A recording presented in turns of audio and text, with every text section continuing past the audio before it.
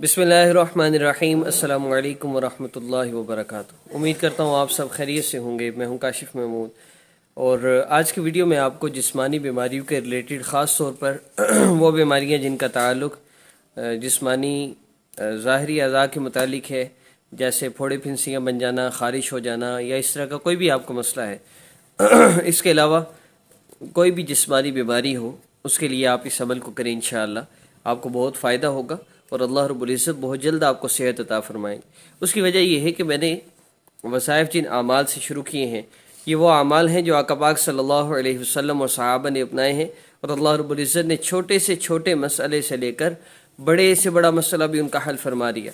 وہ 5 اعمال کیا ہیں؟ 3 احادیث مبارکہ کا مفہوم سنیے، اس کے بعد میں وہ 5 اعمال کی ترتیب عرض کرتا ہوں۔ سب سے پہلی حدیث مبارکہ حضرت حذیفہ رضی اللہ تعالیٰ عنہ ارشاد فرماتے ہیں کہ نبی علیہ الصلوۃ والسلام کو جب کوئی سخت امر پیش آتا تو آپ صلی اللہ علیہ وسلم نماز کی طرف متوجہ ہوتے۔ دوسری حدیث مبارکہ ایک صحابی دعا کرے ہیں، نبی علیہ السلام فرمایا، میرے صحابی جب تم اللہ سے مانگو تو یوں مانگو، اللہ رب العزت کی عظمت اور بڑائی بیان کرو، اس کے بعد جتنا ہو سکے مجھ پہ درود پاک پڑھو، اور پھر جو چاہے اللہ سے مانگ لو۔ اور تیسری حدیث مبارکہ حضرت عمر رضی اللہ تعالیٰ روایت فرماتے ہیں کہ وہ دعا اللہ رب العزت کے ہاں پہنچتی ہی نہیں جس دعا کے شروع اور آخر میں درود پاک نہ پڑھا جائے۔ اب یہ 5 اعمال ان 3 احادیث مبارکہ سے لیے گئے، میں ان کی ترتیب عرض کرتا ہوں۔ اس ترتیب سے آپ نے یہ عمل کرنا ہے، 3 دن صرف آپ نے یا 3 دفعہ آپ نے عمل کرنا ہے۔ وہ آپ 1 دن میں کر لیں، 2 دن میں کر لیں، یا 3 دن، یعنی روزانہ 1 دفعہ بھی کر سکتے ہیں اور 3 نمازوں میں بھی کر سکتے ہیں۔ لیکن اس چیز کا آپ نے اہتمام کرنا ہے۔ سب سے پہلا کام جو نبی علیہ الصلوۃ والسلام نماز کی طرف متوجہ ہوتے تھے، تو آپ نے اس کا یہ اہتمام کرنا ہے کہ آپ نے 2 رکعت نفل حاجت کی نیت سے پڑھنے ہیں۔ ظہر کے بعد، مغرب کے بعد اور عشاء کے بعد نماز کے ساتھ ہی نفل پڑھے جا سکتے ہیں، علیحدہ سے آپ کو وضو نہیں کرنا پڑے گا۔ تو ان 3 نمازوں کے بعد تو نفل ضرور پڑھ لیں، اور تہجد کے وقت اٹھ سکیں، اللہ رب العزت سے مانگیں، انشاءاللہ اللہ توفیق دیتے ہیں مانگنے والوں کو، تو تہجد کے وقت اٹھ کر بھی نفل پڑھیں۔ 4 اوقات میں نفل پڑھنا اپنا معمول بنا لیں۔ یہ اوابین اشراق اور یہ تہجد اور چاشت، اس کے علاوہ ان نمازوں کے بعد بھی اگر آپ ان نوافل کا اہتمام کر لیں، مغرب والے تو اوابین میں شامل ہو جائیں گے، تو یہ فائدہ ہی فائدہ ہے۔ تو پہلا کام تو آپ نے یہ کرنا ہے۔ دوسرا کام کیا ہے؟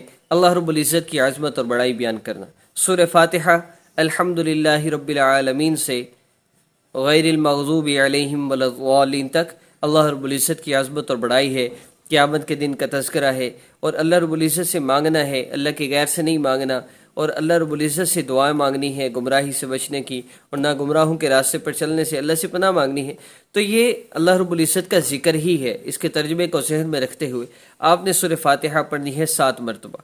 اعوذ باللہ من الشیطان الرجیم، بسم اللہ الرحمن الرحیم، الحمدللہ رب العالمین سے آخر تک، اور پھر آپ نے بسم اللہ الرحمن الرحیم سے شروع کر کے پھر الحمدللہ رب العالمین ولا الضالین تک 7 مرتبہ مکمل کرنے کے بعد آپ نے آمین کہنا ہے، اور جب آپ یہ پڑھ لیں اس کے بعد آپ نے نبی علیہ السلام پہ 33 مرتبہ 33 ٹائمز آپ نے درود پاک پڑھنا ہے، اور اس کے بعد آپ اللہ رب العزت سے یہ درود پاک پڑھنے کے بعد جو چاہے مانگ لیجئے، زیادہ کی کوئی حد نہیں، کم از کم 33 مرتبہ تو لازمی ہو۔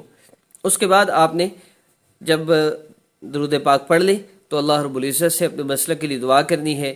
اللہ شفا تو آپ کے ہاتھ میں ہے، دوائی ایک سبب ہے، شفا تو آپ نے دینی ہوتی ہے۔ آپ شفا نہ دینا چاہیں، ساری دنیا کی دوائیاں استعمال کر لیں، صحت نہیں ہو سکتی، اللہ مجھے صحت عطا فرما دیجیے، اللہ پاک سے پھر آپ نے دعا کرنی۔ اس طرح ہر نماز کے بعد ہو سکے یا 1-2 نمازوں کے بعد 3 دن آپ صرف اس عمل کو کریں، پانی پہ دم کر لیں، اور اس پانی کو آپ نے استعمال کرنا ہے۔ وہ ختم ہونے لگے مزید پانی استعمال کر لیں، ایک باٹل لے لیں، انشاءاللہ جسمانی بیماریوں سے نجات ہوگی۔ اور آخر میں جب عمل کر لیں تو آخر میں آپ نے 3 مرتبہ درود پاک ضرور پڑھنا ہے۔ 1 دن کا عمل ہو گیا، پانی والی باٹل پہ دم کر لیں، پھونک مار لیں، پھر اس میں مزید پانی ڈال کے استعمال کرتے جائیں، ختم نہیں ہونے دینا، بالکل ختم نہ ہو۔ پھر اگلے دن کا عمل کر کے پھر پھونک مار لیں، پھر تیسرے دن، اور اس کو تب تک استعمال کرنا ہے جب تک آپ کا مسئلہ حل نہیں ہو جاتا۔ اللہ رب العزت سے دعا ہے اللہ پاک آپ سب کی ساری پریشانیوں مصیبتوں کو اپنی رحمت سے حل فرما دیں۔ اعمال یہی ہیں جن سے اللہ پاک مسئلے حل فرماتے ہیں۔ آپ کوئی مسئلہ حل کروانا چاہے تو مستقل ان کی پابندی کر لے، اللہ رب العزت سے ان اعمال کے ذریعے مانگ لے۔ السلام علیکم ورحمۃ اللہ وبرکاتہ۔